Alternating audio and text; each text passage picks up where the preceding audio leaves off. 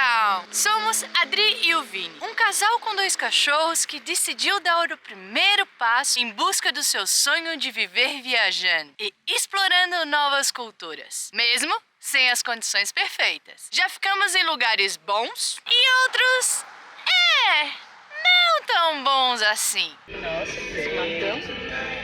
Em nossa jornada, já ficamos em mais de 28 Airbnbs.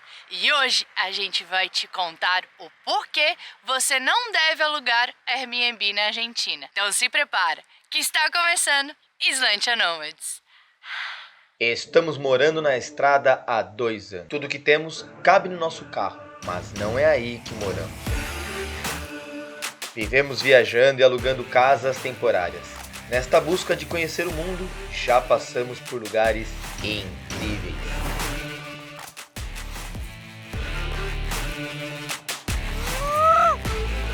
Nesse momento estamos em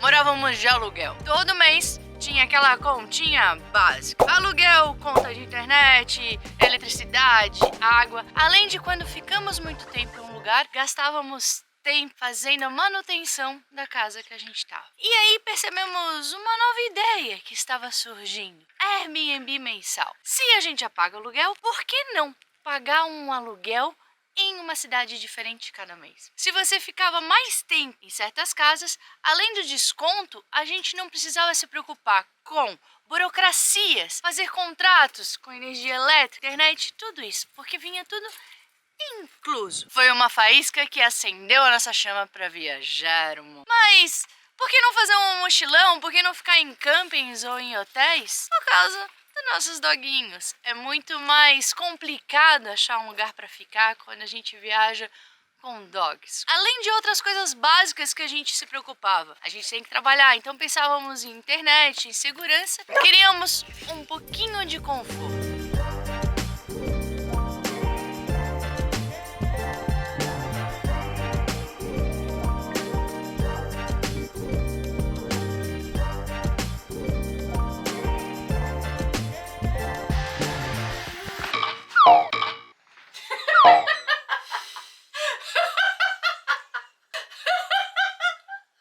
Não deu muito certo. Que ideia bosta que eu tive. Olha aqui. Isso vai pro Bloopers.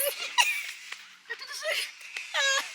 Enfim, começamos usando a plataforma do Airbnb, mas a gente viu que mesmo com esse desconto de um mês, às vezes ficava acima do orçamento que a gente tinha planejado, porque já tinha passado um certo tempo desde que a gente tinha visto a primeira vez, tive ter de ideia, tinha passado tudo aquilo que aconteceu em 2020. E também nem todo mundo conhecia essa nova ferramenta dentro do aplicativo. Então a gente usava o chat dentro do próprio Airbnb para negociar com o anfitrião. E a gente viu que eles conseguiam mandar uma proposta por dentro do aplicativo com um novo valor. E assim foi até a gente chegar na Argentina.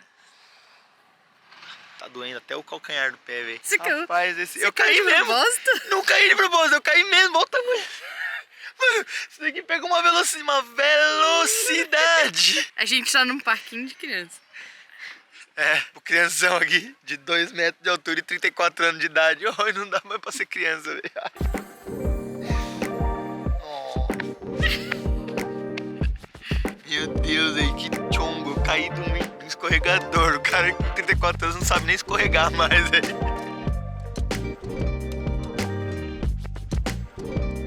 Então, a gente alugava pela plataforma Airbnb e pagávamos uma semana. Se tudo acontecia uma maravilha, a gente gostava do lugar, a gente conversava com o anfitrião para pagar o restante em preços efetivos, plata, porque ficava muito mais barato. Se você não sabe sobre o câmbio Blue, a gente tem um vídeo aqui explicando sobre isso. Porque a plataforma Airbnb não é possível pagar em pesos, então se transformava primeiro para dólares e depois para reais, o que deixava às vezes o aluguel um pouquinho mais caro. E conversando com locais e sabendo como os argentinos mesmos viajavam, eles comentaram pra gente sobre um Facebook Marketplace. Sinceramente, eu nem usava mais a nossa conta do Facebook, tivemos que reativar.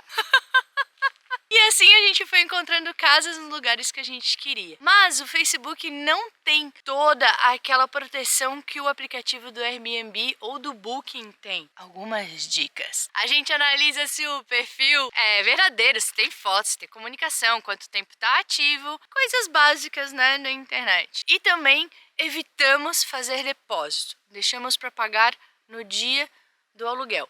Esse é o nosso estilo de viagem, a gente não planeja muito antecipadamente, então a gente vai devagarinho, negociando e vendo como ficar. E trocando ideia, sempre tentando trocar um WhatsApp também para ter uma conversa mais real. E até o momento a gente não teve problemas nenhum.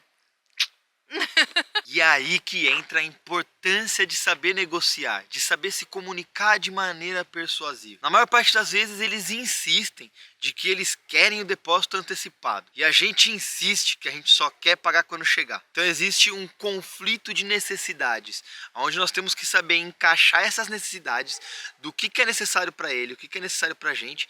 E no meio dessas duas necessidades, o que dá certo para as duas partes. Afinal, a gente tem que entender as necessidades de cada parte. O que um lado às vezes precisa não é necessariamente o que o outro lado está oferecendo. E nunca se esqueça, sempre sendo respeitoso e valorizando o que cada um tem. Tem um gatinho vindo, a coisa mais linda. Olha só esse olho! E que olho lindo, tia! Que olho lindo!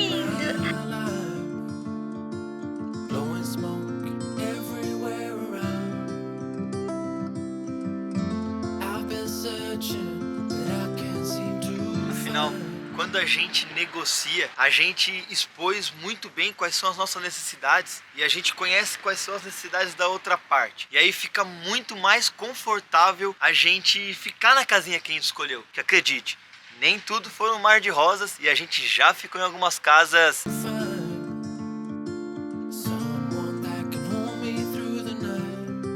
Algumas casas eram maravilhosas, mas a gente não sentia que estava pagando barato por elas, pois com a negociação a gente achava que era o melhor para os dois lados. Essa é a mágica da negociação. E se tem uma coisa que a gente quer que você tire desse vídeo é essa mensagem: quem não chora, não mama.